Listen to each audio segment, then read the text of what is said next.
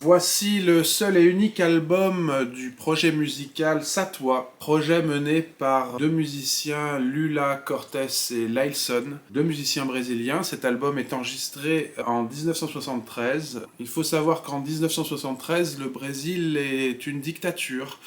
Et en soi, faire de la musique et faire ce genre de musique est un acte de résistance. On peut considérer cet album comme un cri de protestation. La musique est une succession de mantras enregistrés plus ou moins sous l'influence de quelques drogues psychédéliques. La face A est particulièrement inspirée. La face B ressemble plus à des chutes de studio et je la trouve un peu moins intéressante. En tout cas, ce qu'il faut retenir, c'est que ce projet est conçu alors que le pays est en pleine dictature et que l'artiste, lui aussi, peut être une résistance. La résistance se trouve aussi dans l'acte de création. Voilà, je rappelle que la création n'est jamais anodine. L'art pour l'art, ça n'existe pas.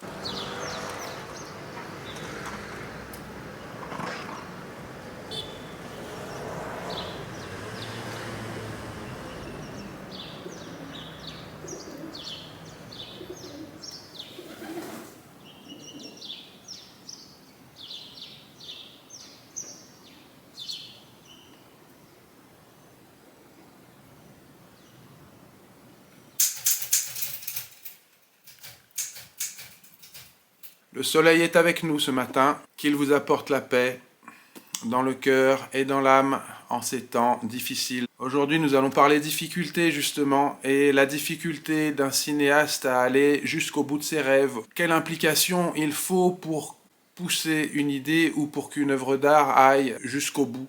Werner Herzog a fait ce film qui s'appelle Fitzcarraldo. Werner Herzog, la conquête de l'inutile. Il s'agit du journal qu'il a tenu pendant le tournage de Fitzcarraldo. Fitzcarraldo, où cette idée complètement folle de voir un bateau à vapeur gravir une montagne en pleine jungle. Le personnage principal de ce livre, c'est l'adversité, c'est la jungle, c'est les dangers de la jungle. C'est un cinéaste aux prises avec ses producteurs, on le voit faire des allers-retours entre Hollywood, aller prendre des conseils auprès d'Abel Gans. On le voit beaucoup dans la jungle, aux prises avec son acteur psychotique Klaus Kinski, en plein délire. Mais surtout, on voit un cinéaste qui ne lâche jamais, qui n'abandonne pas. C'est aussi un livre sur la résilience.